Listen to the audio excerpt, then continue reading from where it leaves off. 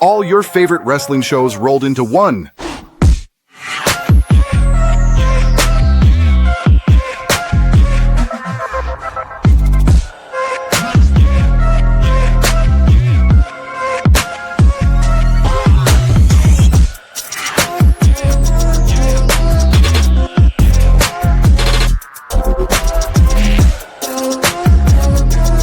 Welcome to the We Book It podcast. Let's start the show.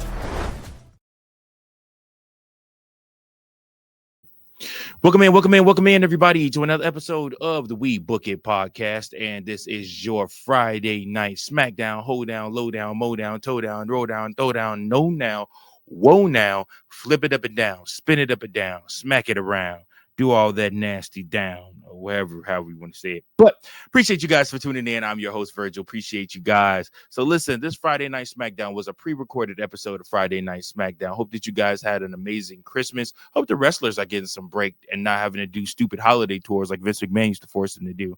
So with that being said, like I said, we had a full episode of Friday Night SmackDown. Friday Night SmackDown jumped off with Joe Hendry doing a concert for everybody where he made fun of The Miz. Poking fun at The Miz for the most part was him during this concert. It was funny, hilarious, as only Joe Hendry can. Love that the Miz is still working, and love the fact that he's still willing to put over young up-and-coming talent like a Joe Hendry. And of course, after this, this leads to a match where we have a Miracle on 34th Street Christmas fight, Christmas street fight between Joe Hendry and The Miz. The Miz actually ends up dropping this match to Joe Hendry. Kudos to Joe Hendry, man. He has had a phenomenal 2025. Cannot wait to see what that man does in 2026. He is going to turn some heads in 2026, I truly believe, with what he has in store. So excited for it. Excited for all that he is going to be in 2024. Next up, we have a backstage segment with both Ilya Dragunov and CARMelo Hayes. This backstage segment was to set up later on a match for the United States Championship between CARMelo Hayes and Ilya Dragunov. We also got another vignette from Drew McIntyre talking about exactly why he has to beat Cody Rhodes and what he wants from Cody Rhodes. We also got Jade Cargill with another vignette talking about how she's that bitch and how she controls SmackDown as well as the WWE. And Michin also had a promo also. So again, WWE kind of flying by the seat of their pants here, setting things up for what is to come in 2026 when the live shows start back up again. Next up, we had Charlotte Flair going up against Lash legend. Of course, Alexa Bliss and Nia Jax were on the either side of the ring to support their teammates. Lash legend looked very strong in this match, y'all. Again, they are really putting the rocket ship on that young lady, as they should, because she definitely is one of the best out there. So she's somebody that you want to keep your eyes on. She definitely should be in the who to watch for in NXT. Well, I guess not in NXT. She's who to watch for in wrestling material, because she just does so much and she has so much going for herself. So she's definitely somebody that you want to keep an eye on. Next up, y'all, speaking of Lash legend, her fiance approaches Cody Rhodes in general manager Nick Aldis's office. That's right. Trick Williams shows up on SmackDown. It has been rumored that Trick Williams, along with Javon Evans, along with Joe Hendry, were all headed for main roster. And yeah, you saw Javon Evans. It's already been announced he's a free agent. He can wrestle anywhere, everywhere he wants to. So he is currently wrestling on NXT. He wrestled on Raw and he's wrestling on SmackDown. The young OG is trying to prove himself. I full on expect Trick Williams to be a part of SmackDown just because Lash Legend is on SmackDown and they try to keep the couples together as much as they can. So I full on expect those two to be on SmackDown together, especially since they're going to travel together and they are engaged to be married. Kudos to them.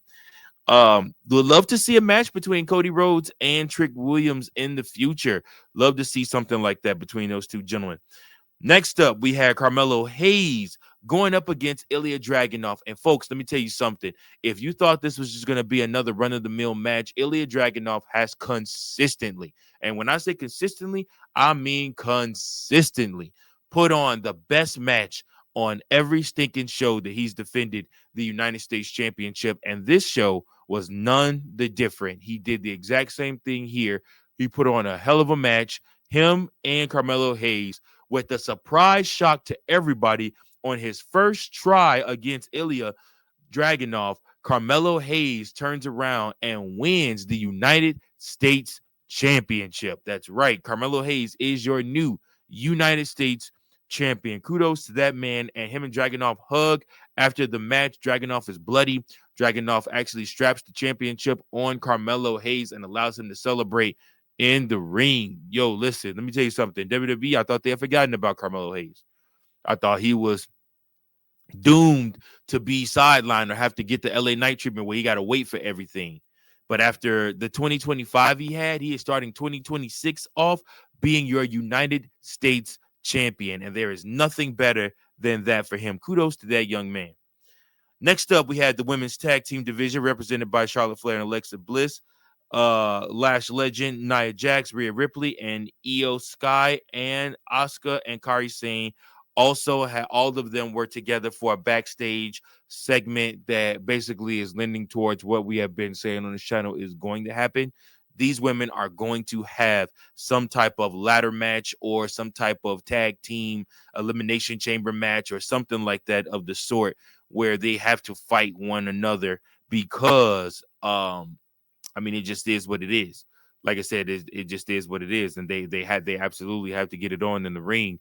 It's just been so much back and forth about who should be the WWE Women's Tag Team Champions. All right, now it's Asuka and Kairi Sane, the Kabuki Warriors, but it won't be that way for long. I full on expect Lash Legend and Nia Jax to be your next tag team champions, or it could very it'll probably be Nia Jax and Lash Legend. I do expect them to probably be your next WWE Tag Team Champions. Then after that, we had Julia and Kiana James defeat Chelsea Green and Alba Fire. Now, listen, I don't know about you guys, but after Chelsea Green did what she did for me, I am a forever fan of Chelsea Green. Don't really want to see her lose any matches, especially not having to eat the pitfall. So I know they're trying to build up Julia.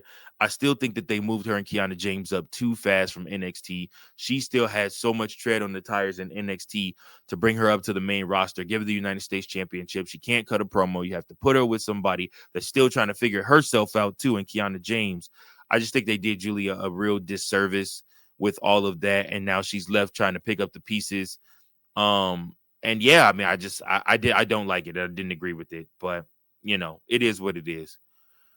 And then last but not least, guys, for this show, another Drew McIntyre attack on the undisputed WWE champion, Cody Rhodes. This closes the show, setting up, finally, we'll know what the stipulation is for these two match that they're going to have on the January 9th edition of SmackDown, and you don't want to miss it. It is going to be must-see TV, especially with SmackDown going back to 3 hours. You get a 3 stages of hell match between Cody Rhodes and Drew McIntyre for the WWE Championship. I, for one, am so excited for that match. I think it's going to be wonderful, and I think Drew McIntyre should win. I think Drew McIntyre should beat him and become WWE champion, even if it's just for a cup of coffee. I still think Drew McIntyre should beat him and become WWE champion. It will be a shock factor. It will be something fans don't expect.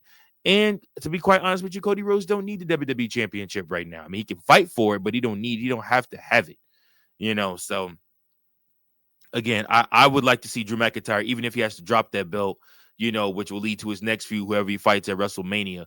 I would like to see Drew McIntyre be WWE champion and defend that championship, maybe at the Royal Rumble.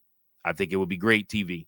But we'll see what happens from there. I doubt Drew McIntyre wins. It'll probably be Cody Rhodes that keeps the championship, especially depending on if they're going to do Cody Roman at Mania. So we'll just have to see what happens with that. But listen, let me know you guys' thoughts below on this edition of the SmackDown Lowdown. Let me know your thoughts on this edition of SmackDown. For me, I'm rating this show a good B+. This show moved along multiple storylines, as well as set the stage for what's going to be an explosive first episode of SmackDown January 9th, when they move back to 3 hours. So you guys don't want to miss it. Make sure that you tune in. It's going to be a great time. I appreciate each and every last one of you guys for tuning in. Remember, keep those booking pencils sharp and keep on booking.